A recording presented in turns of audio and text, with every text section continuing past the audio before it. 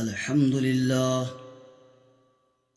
لله رب العالمين، والصلاة والسلام على سيد المرسلين وعلى آله وصحابه أجمعين. أما بعد، فأعوذ بالله من الشيطان الرجيم. بسم الله الرحمن الرحيم.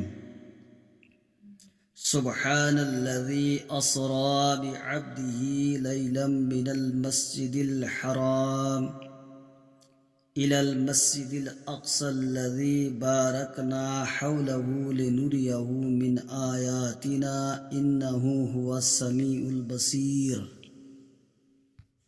صدق الله العظيم وبلغنا رسوله النبي الآمن المتين الكريم. نحن على ذلك من الشاهدين والشاكرين والحمد لله رب العالمين. محترم حضرات، میں نے آپ کے سامنے تلاوت کی ہے. اس میں رب کائنات نے تاجدار دو جہاں، سرور مرسلا، تاجدار کون و مکا، امام الانبیاء، حبیب کبریا، محمد مصطفیٰ صلی اللہ علیہ وسلم کی معراج پاک کا تذکرہ فرمایا ہے کہ پاک ہے وہ اللہ جو لے گیا اپنے خاص بندے کو راتوں رات مسجد حرام سے مسجد اقصی کی طرف، وہ پیاری مسجد جس کے ارد گرد یعنی آس پاس برکت ہے، اور سیر کرائی، یعنی اپنے محبوب پاک صاحب لولاک صلی اللہ علیہ وسلم کو اپنی خاص نشانیاں دکھائے. بے شک وہ سننے والا اور دیکھنے والا ہے. حضرات، رب کائنات نے سفر معراج کا تذکرہ کرنے سے پہلے اپنی عظمت و شان اور کبریائی بیان فرمائی. پھر معراج مصطفیٰ صلی اللہ تعالی علیہ وسلم کا ذکر فرمایا. گویا منشائے خداوندی یہ ہے کہ اے محبوب، جہاں تیرا ذکر ہو وہاں میرا ذکر ہو، جہاں میرا ذکر ہو وہاں تیرا ذکر ہو. دوسری وجہ یہ ہے کہ خالق کائنات کو علم تھا کہ میری مخلوق میں کچھ لوگ ایسے پیدا ہوں گے جو معراج مصطفیٰ صلی اللہ تعالی علیہ وسلم کا انکار کر دیں گے. اللہ تبارک و تعالی نے اس واقعے سے پہلے اپنی کبریائی بیان فرما کر بتا دیا کہ سیر کرانے والا وہ رب قدیر ہے جن کے کن کہنے سے نست کو ہست اور آدم کو وجود ملا. ان اللہ علی کل شیء قدیر، اسی کی شان ہے چاہے تو رات کے تھوڑے سے حصے میں اپنے پیارے محبوب صلی اللہ علیہ وسلم کو مکان و لامکان کی سیر بھی کرا سکتا ہے. اب سوال یہ ہے کہ اللہ تبارک و تعالی نے معراج کیوں کرائی؟ اس کی پوشیدہ حکمت یا تو اللہ تبارک و تعالی جانتا ہے یا اس کے پیارے محبوب صلی اللہ علیہ وسلم جانتے ہیں، مگر علماء حقہ نے اس معجزہ معراج کے جو اسرار بیان کیے ہیں اس کا کچھ حصہ آپ کی خدمت میں پیش کرتا ہوں. اللہ تبارک و تعالی ارشاد فرماتا ہے: ان اللہ اشتری من المؤمنین انفسهم واموالهم بان لهم الجنہ. تحقیق کہ اللہ تبارک و تعالی نے مومنوں کی جانیں اور ان کے مال جنت کے بدلے خرید لیے ہیں. اللہ تبارک و تعالی خریدنے والا اور مومن بیچنے والے ہیں. جان اور مال مبی یعنی جو کچھ بیچا جا رہا ہے اس کی قیمت جنت ہے.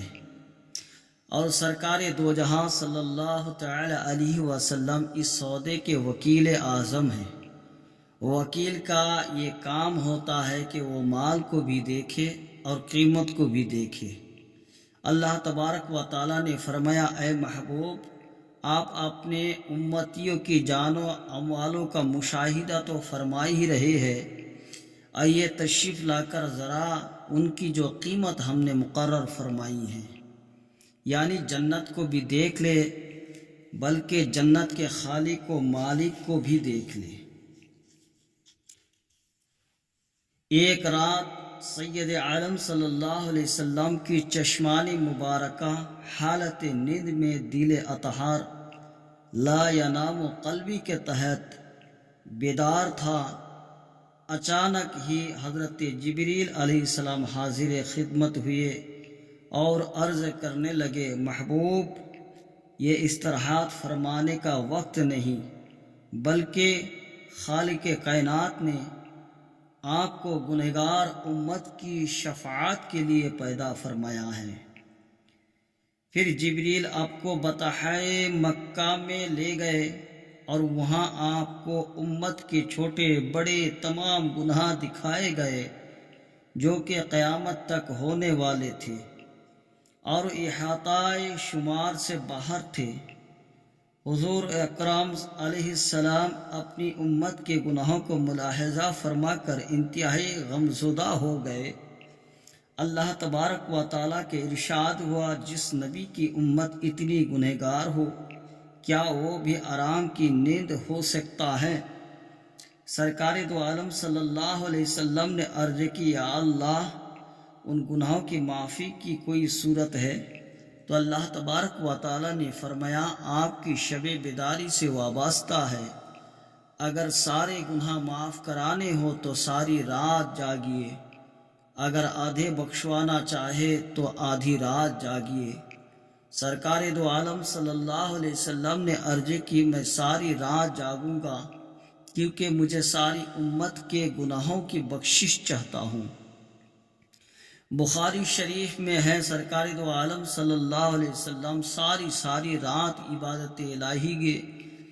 عبادت الہی میں مشغول رہے، حتیٰ کہ آپ کی مبارک پنڈلیاں متعرم ہو جاتی، اور پھر ساری رات جاگنے کا حکم صادر فرمانے والا خالق ارض و سماوات محبوب اقدس کی مشقت خود ہی برداشت نہ فرما سکا اور یہ آیات کریمہ نازل فرما دی، یا ایھا المزمل قم اللیل الا قلیلا نصفہ او انقص منہ قلیلا او زد علیہ ورتل القرآن ترتیلا۔ اے جھرمٹ مارنے والے، رات میں قیام فرمائیے، سوائے کچھ رات کی آدھی رات، یا اس سے کچھ کم کر دیجئے یا اس پر کچھ بڑھائیے، اور قرآن کریم خوب ٹھہر ٹھہر کر تلاوت فرمائیے۔ آپ نے عرض کی، اے اللہ تعالیٰ، ساری رات کی بیداری معاف ہو گئی، لیکن جب امت کے گناہ یاد آتے ہیں تو نیند نہیں آتی۔ تو اللہ تبارک و تعالیٰ نے فرمایا، اے محبوب، آؤ ہمارے ملکوتی ملک کی سیر فرمائیے، ہماری مغفرت کے خزانوں کا مشاہدہ کیجیے، تاکہ آپ کو معلوم ہو جائے کہ آپ کی امت کے گناہ زیادہ ہے یا ہماری رحمت کے دریا زیادہ۔ نبوت کے 12ویں سال رجب المرجب کی 27 تاریخ کو سرکار دو عالم صلی اللہ علیہ وسلم اپنی چچا زاد بہن حضرت ام ہانی رضی اللہ تعالی عنہا کے گھر آرام فرما تھے۔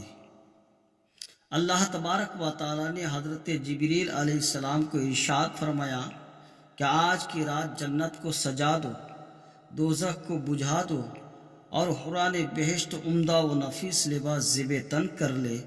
سب فرشتے محبوب پاک صلی اللہ علیہ وسلم کی خدمت معدب کمر بستہ ہو جائے، میکائیل رزق کی تقسیم بند کر دے، اسرافیل سور نہ پھونکے، عزرائیل آج کی رات کسی کی روح قبض نہ کرے، تمام قبروں سے عذاب اٹھا لیا جائے، حضرت آدم علیہ السلام تا حضرت عیسیٰ علیہ السلام تمام انبیاء کرام محبوب پاک صاحب لولاک صلی اللہ علیہ وسلم کے استقبال کے لیے تیار ہو جائے۔ فلک پھر کیوں سجایا جا رہا ہے، کوئی مہمان بلایا جا رہا ہے، صفے باندھے کھڑے حور و ملائک، کوئی نغمہ سا گایا جا رہا ہے۔ جبریل آج کی رات وہ عظمتوں اور برکتوں والی رات ہے جس میں تمام انبیاء کرام علیہم الصلاۃ والسلام صف بستہ ہو کر میرے پیارے محبوب صلی اللہ علیہ وسلم کا استقبال کریں گے، ستارے محبوب کی گرد راہ بن کر مزید درخشاں ہو جائیں گے۔ بہرحال میرے بزرگوں دوستوں، خالق کائنات نے فرمایا، جبریل علیہ السلام 70,000 فرشتوں کے ساتھ جنت میں جاؤ، وہاں سے ایک براق لے کر میرے محبوب پاک کی خدمت اقداس میں حاضر ہو جاؤ اور عرض کرو، ان اللہ تعالی یقرؤک السلام وہو یدعوک وانا حمیلک الی اللہ تعالی، بے شک اللہ تعالیٰ آپ کو سلام فرماتا ہے اور آپ کو بلاتا ہے، اور میں آپ کو اللہ تبارک و تعالیٰ کی طرف لے جانے کے لیے حاضر ہوا ہوں۔ ہوئے ہے حضرت جبریل حاضر، پیام حق سنایا جا رہا ہے، زمین سے تا سر عرش معلی نبی کا نور چھایا جا رہا ہے۔ اللہ تبارک و تعالیٰ جل مجدہ الکریم کا حکم سنا تو حضرت جبریل علیہ السلام جنت میں تشریف لے گئے۔ جا کر دیکھا کہ وہاں 40,000 براق موجود ہے، سب کے سب خوبصورت، ایک سے ایک بڑھ کر حسین، تمام کے تمام دل فریب دلکش، سارے کے سارے چاک چوبند تیز و طرار ہے۔ ان کو بھی معلوم ہو چکا تھا کہ آج ہمیں اس تاجدار کونین کی سواری کا شرف حاصل ہونے والا ہے، جس کے لیے عرش و آسماں کے مکی، خود تمام چیزوں کی تخلیق فرمانے والے رب کائنات بھی منتظر رہا ہے۔ اس تصور کے ساتھ ہر برق اپنے اپنے مقام پر مسرت و شادمانی میں ڈوبا ہوا نظر آتا ہے۔ ہر براق اپنے اپنے مقام پر مسرت و شادمانی میں ڈوبا ہوا نظر آتا ہے۔ کیوں نہ ہوتا ان میں سے کسی ایک خوش نصیب کو تاجدار انبیاء صلی اللہ علیہ وسلم کی سواری بننا تھا۔ سبحان اللہ، محبوب خدا صلی اللہ علیہ وسلم کی سواری کے لیے کسی ایسے براق کا انتخاب کرنا تھا جو آپ کی شایان شان ہو۔ حضرت جبریل علیہ السلام کے لیے بھی عجیب امتحان کا وقت تھا۔ ہر براق بے مثال و با کمال ہے، ہر ایک کی خواہش ہے کہ سید المرسلین صلی اللہ علیہ وسلم کی سواری کے لیے میرا انتخاب کر لیا جائے۔ حضرت جبریل علیہ السلام نے ایک بار پھر ان سب کا جائزہ لیا تو ان کا مسئلہ حل ہو گیا، اور انہیں ایک ایسا براق نظر آیا جو حضور صلی اللہ علیہ وسلم کی سواری بننے کے لائق تھا۔ وہ براق تھا تو انہیں 40,000 میں، مگر اس کی کیفیت ان سب سے الگ تھلگ تھی۔ دوسرے براق مچل مچل کر اظہار مسرت کر رہے تھے، مگر اس براق کی آنکھوں سے آنسو روا تھے۔ دوسرے براق گردن اٹھا اٹھا کر اپنے ناز و انداز کا مظاہرہ کر رہے تھے، مگر اس براق نے اپنی گردن نیچی ڈال رکھی تھی۔ دوسرے براق شاد و مسرور تھے، وہ براق غمزدہ اور نزور تھا۔ وہ شادمان تھے یا پریشان تھا، ان کے چہروں پر مسرت تھی، اس کی آنکھوں میں آنسو تھے۔ خداوند قدس نے تو اسے پہلے ہی پسند فرما رکھا تھا۔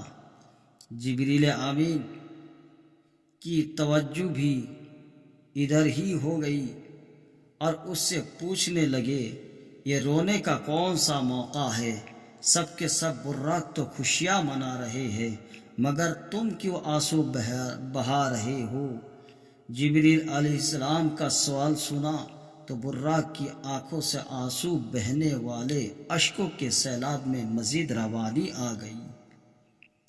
رو کر کہنے لگا، یہاں پر 40,000 اعلیٰ سے اعلیٰ براق موجود ہے، مگر محبوب کی سواری کے لیے تو صرف ایک کی ضرورت ہے۔ رو اس لیے رہا ہوں کہ ان کے 40,000 میں سے میری باری کیسے آ سکتی ہے۔ حضرت جبریل امین علیہ السلام مزاج شناس مصطفیٰ صلی اللہ علیہ وسلم تھے۔ آپ جانتے تھے کہ محبوب کبریا علیہ السلام تمام صفات ارفع و اعلیٰ کے مالک ہونے کے باوجود تواضع و انکساری فرماتے ہیں۔ ساری کائنات کے مالک ہو کر بھی تمام خالق کائنات عالم سے زیادہ عاجزی فرماتے ہیں۔ چنانچہ جبریل امین علیہ السلام نے براق کو پیکر عجز و انکساری بنا ہوا دیکھا، محبت رسول انام میں مستغرق پایا تو اسی کو محبوب خدا صلی اللہ علیہ وسلم کی سواری کے لیے منتخب کر لیا۔ ایسے ہی کسی مقام کے لیے شاعر نے کہا کہ براق کو اپنی عجز و انکساری کی پوری قیمت وصول ہو چکی تھی، اگرچہ وہ براق تمام براقوں سے زیادہ حسین و جمیل، تیز و طرار تھا، مگر کام اس کا عاجزی نے ہی بنایا تھا۔ بہرحال جبریل علیہ السلام اس خوش قسمت براق کو لے کر حضور سرور عالم صلی اللہ علیہ وسلم کے آستانہ اقدس پر حاضر ہو گئے۔ دیکھا تو محبوب لا ینام قلبی کی کیفیت میں استراحت فرما رہے ہیں۔ حضور سرور کونین آج کی شب اپنا عرش بری پر جانا جبریل علیہ السلام سے زیادہ جانتے تھے، لیکن اس وقت آرام فرمانے کے لیے لیٹنا بھی ایک ادائے محبوبانہ تھی۔ حضور مجھے استراحت ہے۔ جبریل امین بارگاہ یزدی میں عرض کرتے ہیں، مولا تیرے محبوب کا معاملہ ہے، تیرے حکم ہے، محبوب کو جلد لے کر آؤ۔ جلدی کرتا ہوں تو محبوب کی بے ادبی کا ڈر ہے، تو ہی بتا کیسے تیرے محبوب کو جگاؤں۔ حکم خدا بندی ہوا، یا جبریل قبل قدمی، اے جبریل محبوب کے قدموں کو چوم لو۔ جبریل آہستگی سے حضور سرور کائنات کے مبارک قدموں کے قریب بیٹھ گئے، آپ کے نورانی قدموں کا بوسہ لے لیا۔ جبریل علیہ السلام کے کافری لبوں کی ٹھنڈک پہنچی۔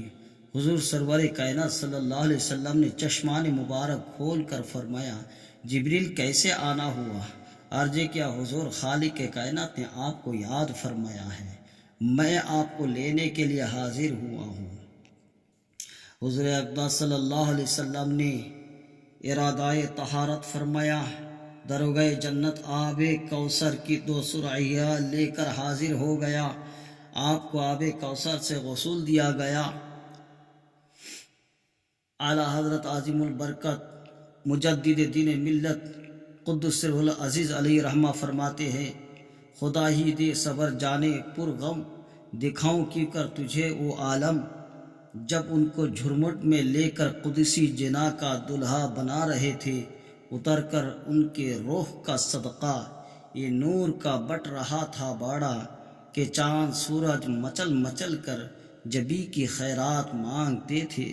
وہی تو اب تک جھلک رہا ہے، وہی تو جوبن ٹپک رہا ہے، نہانے میں جو گرا تھا پانی، کٹورے تاروں نے بھر لیے تھے۔